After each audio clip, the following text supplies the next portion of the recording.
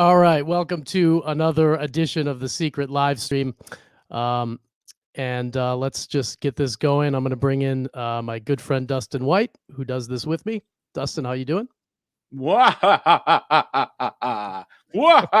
Sorry, Eve wanted an evil laugh, so there you go, Eve. Okay, there it is. What's up? Good to see you. So I'm gonna just preface this with I'm having some airline complications tonight with a friend of mine who's flying in. So I have my phone here, and there may be some point where Dustin will have to take over for a few minutes, but we'll hoping everything goes just fine. So today was a big day in the secret.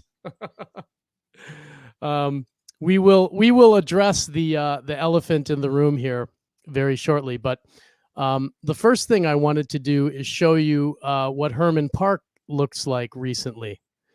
And I want to send my thoughts and prayers down to everyone in Houston and in Texas in general, especially Will House and Deb and your whole family, and Houston, Texas, Dave, and all those guys down in that area that were just hit so terribly with this snowstorm, and then a power outage, and then some people had pipes exploded, and all kinds of just terrible stuff has happened. So our thoughts and prayers are with you guys down there, and hopefully, man, it's a tough place to live, Houston, with all the hurricanes and now this. But you're tough down there. I'm sure you'll recover, and our thoughts are with you for sure. Yeah, it's been rough down there, man. I know some people have had to melt snow to have water. Yeah, like camping and stuff. So hopefully things will get back to normal soon. I read something about Texas having some kind of independent power grid, and I don't know. I just really hope my friends are okay. That's the main thing. So yeah, and another point of interest about Houston, referring to the puzzle, this statue is no longer there. So that's a statue in Sam Houston Park of the, what is it, the Confederate something? Spirit of the Confederacy. Yeah. Spirit of the Confederacy. Mm-hmm.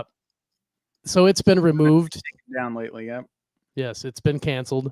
And for those of you who feel that was a part of the Houston puzzle, at least we have some well-documented photos of it, and photos of the spout in the pond there. And of course, this is for all the people who apply the painting or the image to look like Tranquility Park. There's the way I've lined it up the best with as far as the perspective, with the three in the back, the one short one on the right, the two in the middle, and then to the left would be that small, that other one that's on another level there.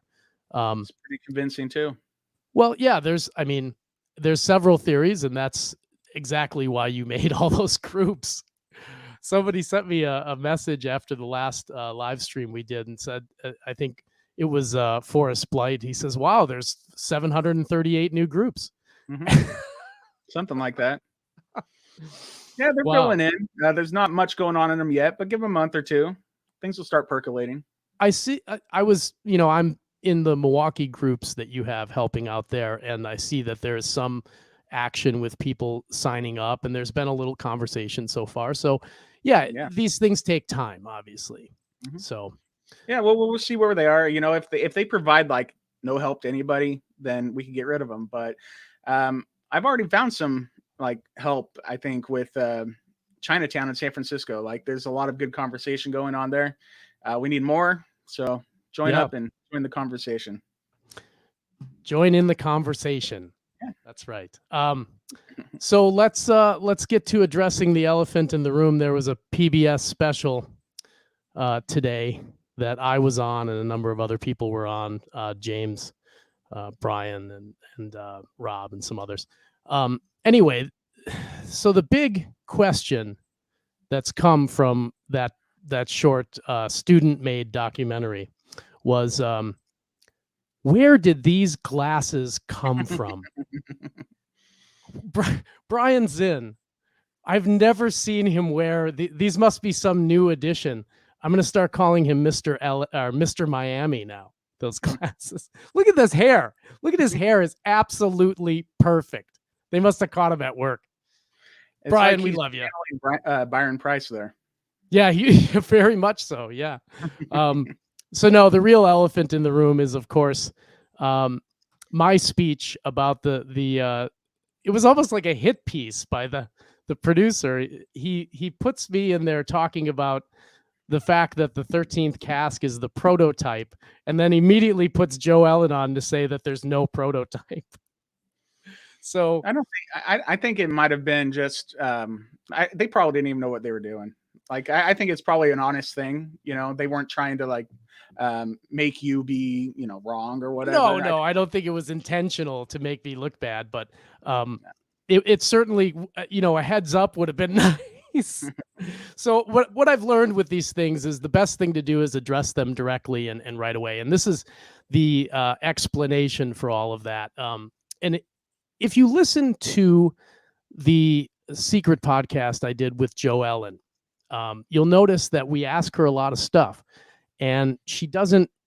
At that point in time, she didn't really remember a whole lot of what was going on. And of course, her and I and other people have been having conversations with her over the last few years. There was the whole hoax that happened in San Francisco, and we were in contact then.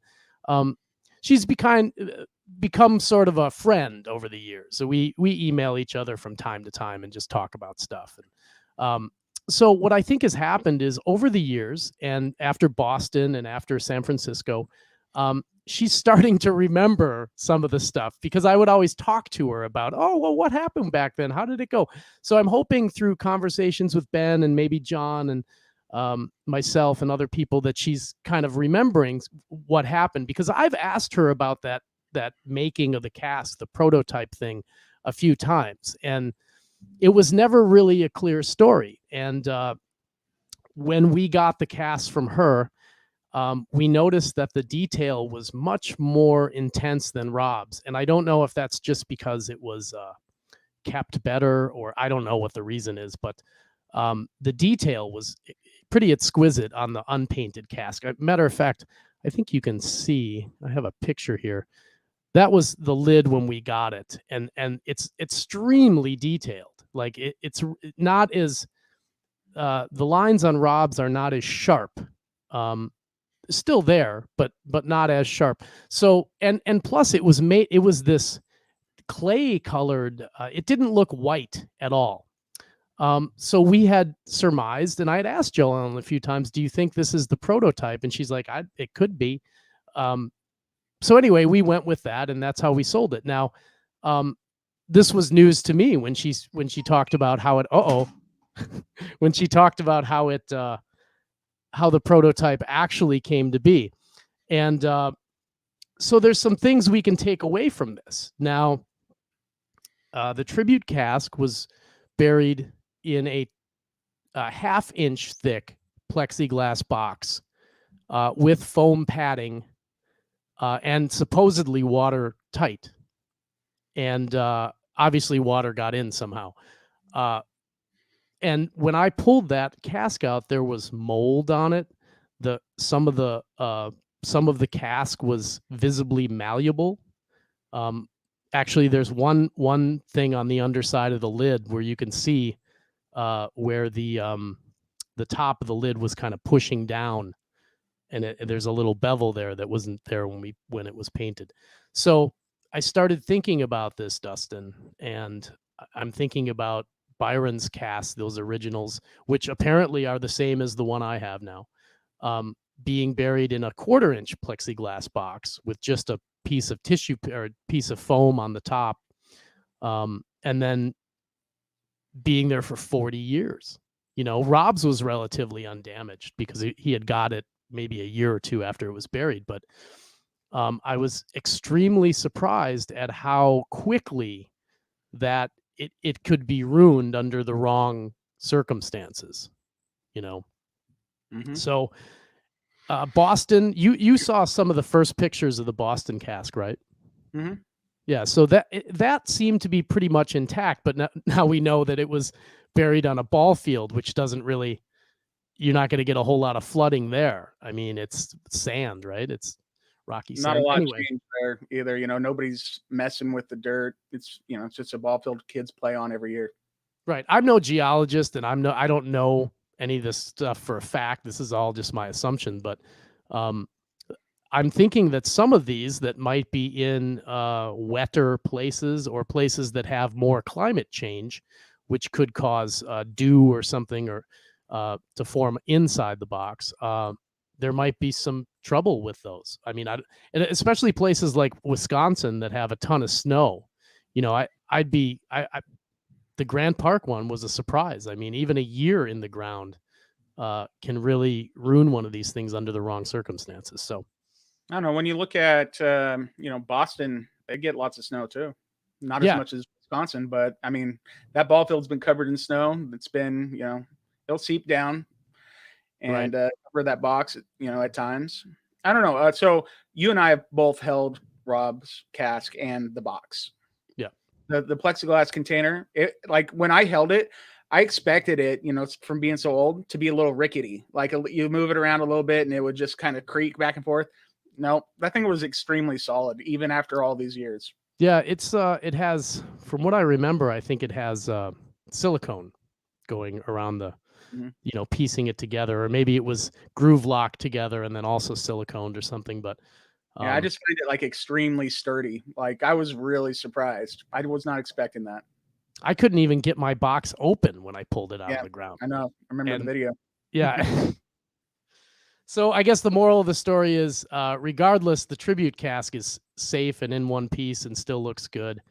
And it's not the prototype. So I'm sorry if I misled people, but it wasn't intentional. Um, it's a cask nonetheless. So, and it is painted beautifully. You know what? It's still the 13th buried cask. So we think, yes. There are those out there who feel that Byron might have buried a 13th as well. I mean, there's some good clues in the book that would indicate so. I have a hard time believing it without a 13th image to decipher. And what are they going to do? Pull a line out of each of the verses? I mean, maybe. I've heard that theory too.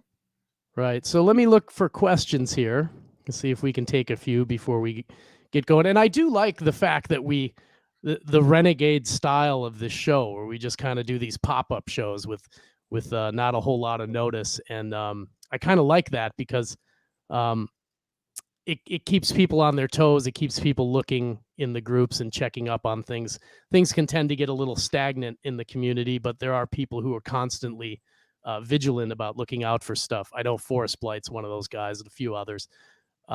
So these kind of things cater to them, where it's like, oh, something's happening. I thought it'd be appropriate, obviously, tonight to address the PBS thing. Here, what do we have? Otherwise, like watching James Renner there, man. I think Lake Park's going to hate that guy. Yeah, that was a pretty bold statement that he made. I don't know. I wonder if he told Kit that he was going to say that, but I was too busy watching his cat walk by. Oh, gonna have to ignore that one. All right. Okay.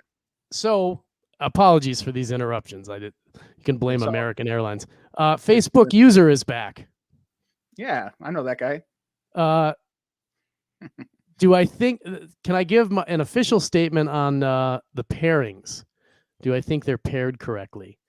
For the most part, I do. There's a lot of people who have different ideas, and there's nothing wrong with that. I think the best thing that you can do if you have an alternate opinion, and Dustin will agree with me, is show some proof. Show how and why that you feel it is that way. I know that at one point we had used the Montreal verse for what's typically associated as the Montreal verse with New Orleans, and it had a location right in City Park by the Dueling Oaks, which made a whole lot of sense. There was a white stone there and everything. So yeah, it's good to kind of do that, but if you do it, you want to show some proof that isn't proof that you're making up to make your theory right. You need to show some kind of solid proof, like image matches and verse directions on the ground and stuff like that. So hey, we're talking about Houston here, like yes. right now, right? Mm-hmm. So Houston, if I'm thinking about the Houston puzzle and what people have been looking at, trying to pair verse 1 with it forever, that's great. And it makes a lot of sense, especially in Herman Park or anywhere in that vicinity. Right. But when you think about that image and you think about the verse that has number 982 in it, I mean, why would you use that verse in a place like Tranquility Park? Why would you use uh, I don't know, like, can you link or why would you go that far away from the park using the verse that mentions the train that you think is in the other park? It's just right. The train is the 982, but there could be other 982s that would apply to a different area, such as an address, or different city and state. Oh no, in Houston. Yeah. I think there was I a know, 982. There was a 982 address that linked up somewhere with Tranquility Park or Houston Park. But anyway, those are great ways to think about it, because as we all know, we thought Boston had to be somewhere in Charlesgate, or it was in Mother's Rest, or all that, and where it ended up being was completely out of left field. Well, not for some, but it was most one of people- those. It was one of those alternate theories that people were like, personally, like, if I'm being true, I think maybe between 2 and 4% of people thought it was up in that area. Like, not very many. Well, here's a comment. 982 is a month and a year. Could be, but and if that's the case, you gotta apply it somehow. You gotta show what happened on that month in 82 and how does it relate to where you're looking and stuff like that. Jim Schneider had a question. Okay. Sunset Trail, did you specifically place reverb on a few words in the audio? Blah, blah, blah. That's a great question. Let's see, what other questions do we have here? Oh yeah, the Herman Melville quote. There's a lot of evidence that points to the zoo, Herman Park, the zoo, but there's a lot of evidence that points to Sam Houston as well. So, and just as a person, and then you find the park named after him right next door to Tranquility Park and that whole area. So, I was onto this years ago, and I put it out there to a lot of people, and it's getting more traction now, which is great. It's good to just push the boundaries that you're in and try and look, because you might find something new, and that's usually what happens. I'm going to give this one to you, Dustin. Lisa, our friend Lisa. What's up, Lisa? Oh, you want me to read it? Oh, I think everybody can read it. I don't know why I keep reading it. You can see it. The audience can see it. Oh, yeah. Let's see. So it says, do you think Byron perhaps deliberately made clues that might apply to more than one park to send people in the wrong direction? There's not really a lot of lines there, but maybe. I don't think so. I think he's trying to get you to a specific spot, right? Yeah. He's got to get you. He's got to get you from your chair in your house to a city, to a park, and to a burial ground. So you got to think, how is he doing that? Yeah. Like, okay, so we were talking about Tranquility Park a little bit. My wife, she likes Tranquility Park, but she likes it with a different verse. She'll use verse 5 because toward the end of the verse, it says white stone closest. And if you're thinking about the earth, what's the closest white stone? Is the moon. Tranquility Base. Oh, that's it. See, that's an interesting way to think about it. And it just makes you, because like, why would you use, like, the only reason, or like the main reason that you use verse 1 is because the 982, and the 982 train isn't at Tranquility Park. It's not at Sam Houston Park. Right. Well, then you have the Glassell, the Glassell Museum, cold as glass, and some other things that are right in that area by Herman Park. So it's really hard to get away from that area. But the same thing with Milwaukee. It's really hard to get away from Lake Park too, because of just certain confirmers that are there. And obviously what James said today. Yeah, well, that's going to go down. There's going to be a lot of holes in Lake Park, I think. Yeah, well, there's I've been, I've been saying that it's by one of those lions for years. There's 8 of them, and there's there's there's two sides on each lion that you can dig on, and there's a third on one of them, and you got to know which one it is. You know, I've always believed it's by one of those lions, and when it's found, I'm putting my money that that's where it's going to be found. But we'll see. You know. Yep, I think it's there too. All right, so we got this this painting, right? Yep. I Right. guess I should have uploaded that. That's all right. Have you seen Yes. the Masonic tracing table? Our friend Right. Jim in the chat's probably pretty familiar with that. Yeah, so I mean, like, that looks like okay, so this is called a Masonic tracing table, right? Right. So Masonic tracing. It looks like Palancar kind of traced the whatever the puzzle was going to be with the tracing table. But you know, if you look at all three of these and Herman Park lined up with it, I mean, that's pretty convincing to me. How if you had an aerial shot of Herman Park, if that's one of the things that he gave to Palancar when he was making the painting. So Right, and that's also been attributed to the Persepolis, right? Did Did I say that right? I think so. My Greek is a little off. About the what is it? The room with 100 columns or something like that. Something like that. I remember. There's an. I don't know much about it. Kit Palancar has an interesting story, and you can ask him. I'm not going to say it, but he'll tell you an interesting story about the Dariouche Winery out in California. So there's some interesting stuff going on there. All right, do we got any more questions? Yeah, I don't know. I really think that it's probably Herman Park, but there's a lot of good reasons to look over in places like, you know, where that so you just put up that picture of that statue, right? He's like with his arms crossed, looks like the genie, right? Right. Well, here's an interesting comment about that. Spirit of the Confederacy, the djinn in the painting, if you turn the painting upside down, the djinn's hat is the boat that Brownie is holding at Herman Park Zoo, and they were made by the same sculptor.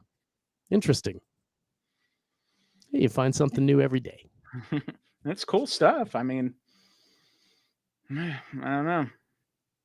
Your buddy Willhouse is like really certain that it was inside the zoo itself. So yeah, he found a lot of image matches that were just dead on that led him to a certain area, and those posts, there's like these posts, you know, there were, I don't remember what it said on it, but man, I mean, it's they had the names of the areas. It was the North America post, I think, is the one that matched up exactly to those little notches that you see in the poles there. Yeah. So another thing I've been really focusing on myself lately is the heritage stuff, the immigration stuff. And when you look at Houston, I mean, you don't have a park named after the like the immigrant group that I can find. I mean, how does that play in? Well, I think Sam Houston is probably might be the immigration theme there, but yeah, that's another good thing to research. I mean, I think that that's obviously, we know that that's an important connection, and I do want to say, that there was, if you caught that PBS thing, if you tuned in early, it was almost uncanny. There were a couple of these shorts that they aired right before the secret special, and one of them was on the Oak Leaf Trail, and then the other one was on the North Point Lighthouse. Two in a row, just like that. And the interesting thing about, and I was busy doing something while it was airing, but I was just kind of overhearing things in the background. And the interesting thing about the lighthouse story was that there was some huge immigration tie-in to that lighthouse that I totally missed. So I'm gonna have to go back and watch. But if you have the capabilities of accessing that PBS stream, go back and watch those few little Milwaukee gems, as they called them, beforehand, and really check out that lighthouse thing and see what they said about immigration, because it was prominent in the story. And with, those lions are right outside that lighthouse. I always assumed the cultural, the cultural connection I assumed was was Christian Wall. Oh, who's of German descent. And those guys, the Packer, isn't he German descent too? Oh, the sculptor of the lions, I think Packer, so. yeah, possibly. He he's made a number of statues. His name is on a number of statues across the city. Patrick Cudahy down in on Layton Avenue in Cudahy, he did, and I don't think he did Walcott. Somebody else did that, but yeah, that could be it. Christian Wall, the godfather of the parks, as I said on the interview, he was of German descent, and he played a big part in Lake Park. So who knows? Yeah, I mean, reading some of these comments. what are they saying? I missed Well, it. they're paragraphs. So let's see. Oh, somebody's asking about Fort Atkinson. All right, you guys got any real questions? Oh, man, I don't know. Are we talking about Milwaukee or Houston? Here's Brandon. Oh, Do you Brandon, guys think that John hides new clues in his new paintings? No. I don't. Yeah, I don't know what he said on the Josh Gates Tonight thing made you kind of think that, but I don't know that that's exactly what he was trying to say. I don't know. Yeah, are you talking about James's comment about the Russian No, immigrants and the book being dedicated to it? no, I didn't. What I meant was like when Palancar was with Josh Gates on that interview show that he does, he did a Right. sit down with him virtually. And well, he said, knowing that guy, I don't put him past playing pranks. I'll just say that he right does. out. Yeah. No, when I was when my wife and I met Josh Gates and we were at the park with him, Golden Gate Park, he told me that John Palancar told him or asked him if he found the lion in Charleston because they did the Charleston filming before, and he said, "Yeah, did you find the statue of the lion?" And he's like, "What? There's a statue of the lion?" And so they spent I think they spent 2 extra days in Charleston, and I think he flipped him off or something. Like he sent him a flip off yeah, picture. I remember seeing that Yeah, picture. because it was a joke. It was just a complete joke. Like he's like, yeah, no, there's no lion. I'm just messing with you. And so I guess he's famous for kind of doing that kind of stuff. So Yeah, exactly. I think, and I do the same thing with people that I know that ask me about tribute information. I'll do the same thing and mess with them because why are you asking me? I mean, really, you think I'm going to give something away? might as well send you on a wild goose chase. Right. Yeah. Do you think each verse mentions the dig spot location? For example, feel at home, seek the columns, fence, and fixture. What do you think? Probably. The I don't treasure know. waits is the one in Milwaukee. There is a bench behind Walcott, but I don't see how the treasure waits would reference to being somewhere near a lion. Yeah. Well, here, let me get my book open. Just so I just want to refresh my brain of that. He's going to the book, folks. All right. So, use 3 stories of Mitchell. Down at the end, you'll see a letter from the country of Wonderstone's hearth on a proud tall fifth at its southern foot. Treasure waits. Yeah, I don't know. I think the left foot. Do you think the letter? Do you think the letter is at the southern foot? No, I don't think so. I think it's just something you pass along the way. Right. I think the letter is you're walking by the Walcott statue and you see the word post. Post or is you also see the word country. You see the word country. So country and letter, country post, and then move along and get up to the lions. Right. Because it does say proud tall fifth and pride of lions. And I do like the Leo, the lion, being the fifth zodiac. Right. Could be a thing. But it says at the southern foot, the treasure waits. So at the southern foot, like my wife had come up with this idea of because the lions have paws. And a south paw would be the left hand or the left paw. So off of one of the left hands or left paws would be my best guess. Right. And then waits is another, why is that in there? Does it mean wait, like stay here for a short spell of time, or is it a word play and does it mean weights that weigh something down? Who knows?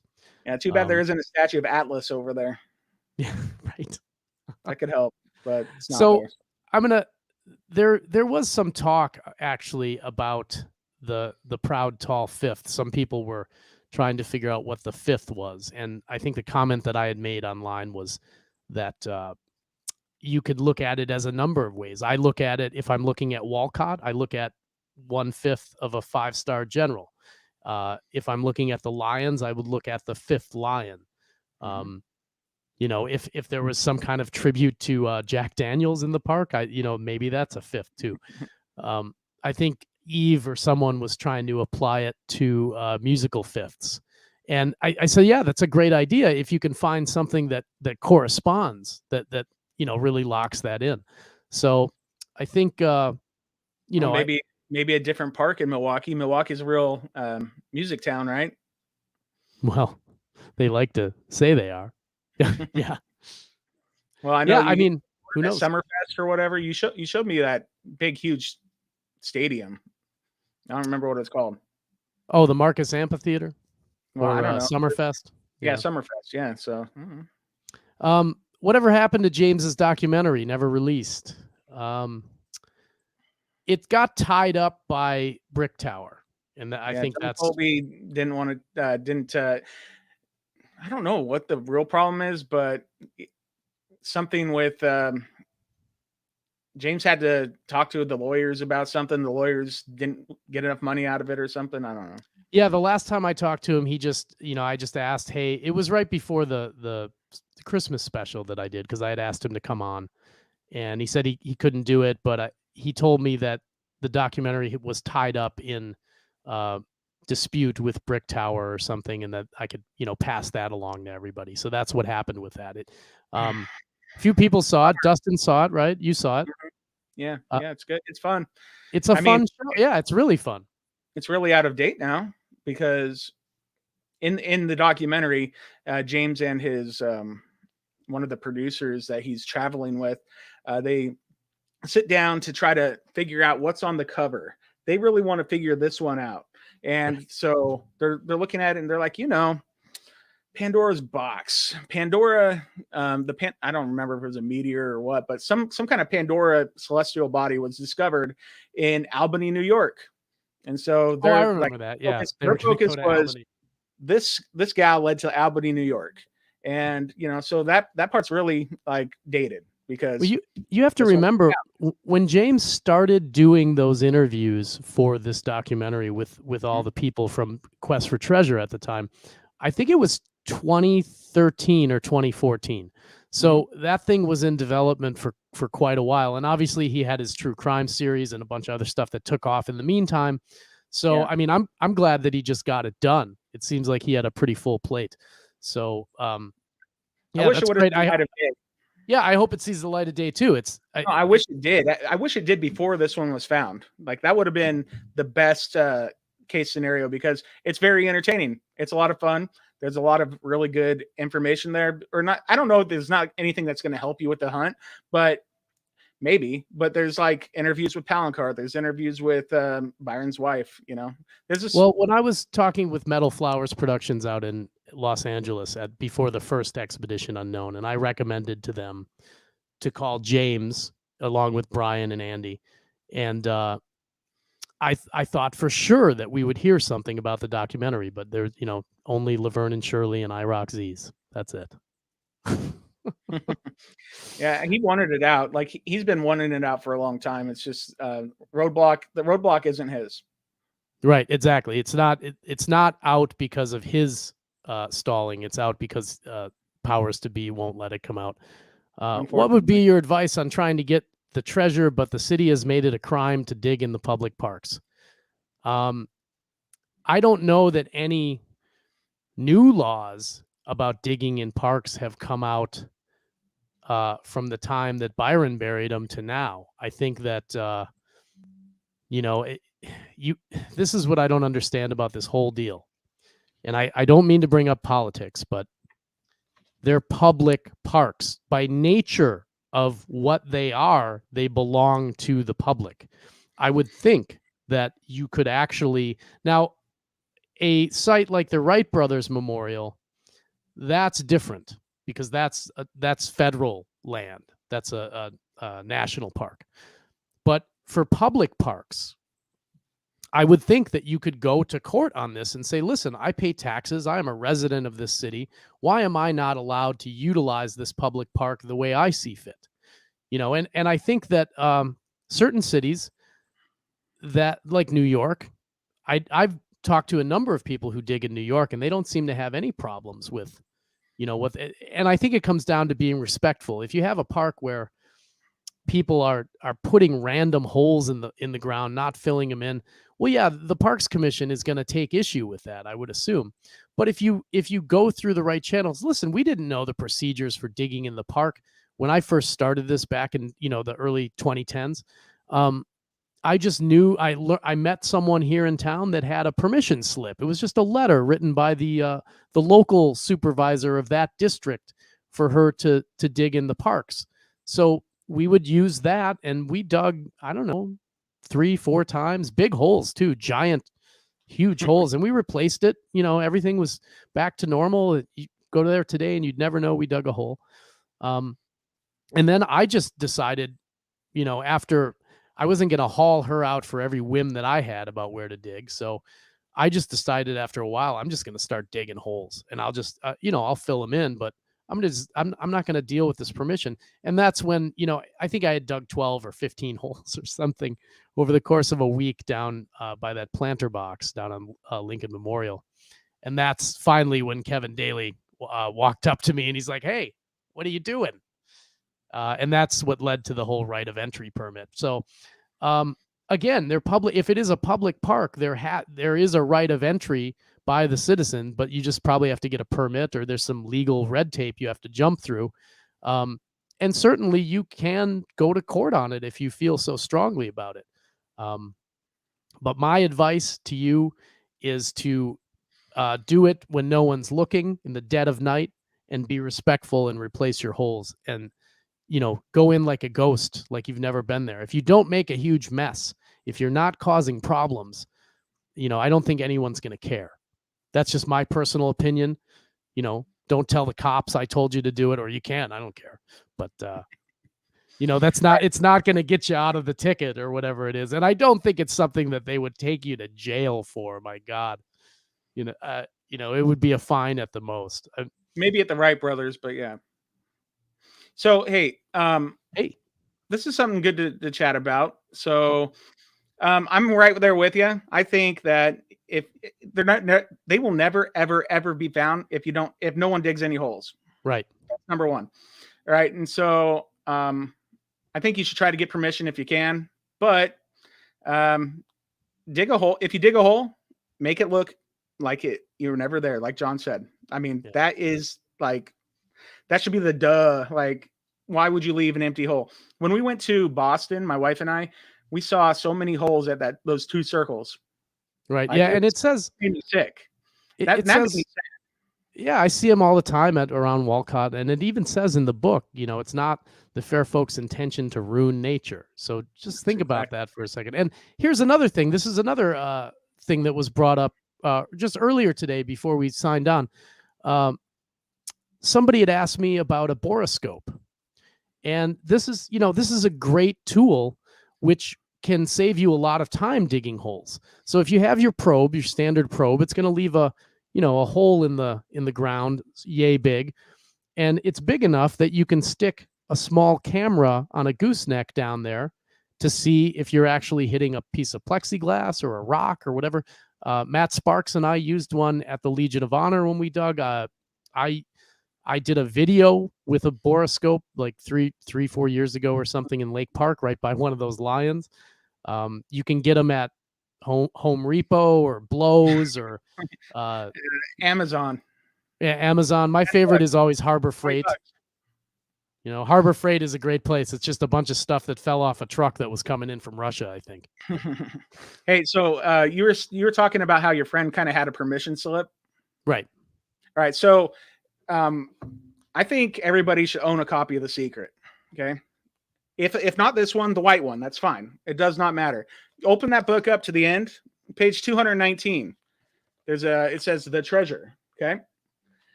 This is exactly what it says. If you believe you have correctly deciphered the clues of any of the fair people's 12 treasures, you may proceed directly to the site you have determined. Right. Go. You literally have a permission slip from Byron Price. Just saying. Right. Yeah. You don't have to take it from me or anyone else. It says right in the book. If you think you know where it is, go there and dig it up. Be respectful. That's like the number one.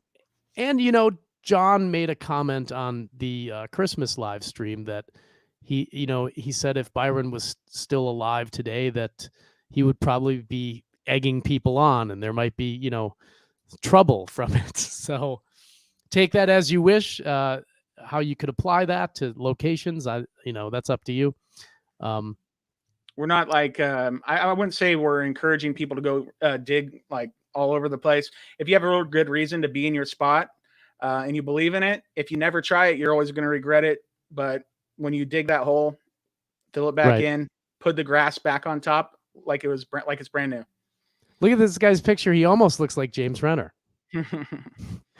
James Rogers says, what are your thoughts on the unit of measurement that Byron used? Steps, paces? I think he used both words, didn't he? Mm-hmm. In the Milwaukee verse, ascend the 92 steps. That's actually, we believe referring to physical object steps. Paces. Are there steps in New York too? Take as many. Yeah, twice as many steps as the hour. East steps as the hour, East right? Steps, yep. Yeah. Mm-hmm. So, that could be referring to physical steps too. Again, my theory was always fairy secrets come in two. So if he does something once, he's going to do it again in another puzzle. It just kind of verifies that it is a riddle or it is some kind of thing you have to solve. So finding those connections are always good. If you can pair them up, that might help you. Like I've always said that the way he uses the initials in Chicago is going to be very similar to the way he uses them in New York. And something to point out about Chicago that I don't hear this mentioned a lot, but there is a specific riddle in that. M and B and R and L are all proper names. I hear you. What happened? What's that? I couldn't hear you. Now you're back. Okay, I'm back. Well, what I was saying is that all of the initials in the Chicago puzzle, all four of those initials are all the initials of proper names. So they all share something in common.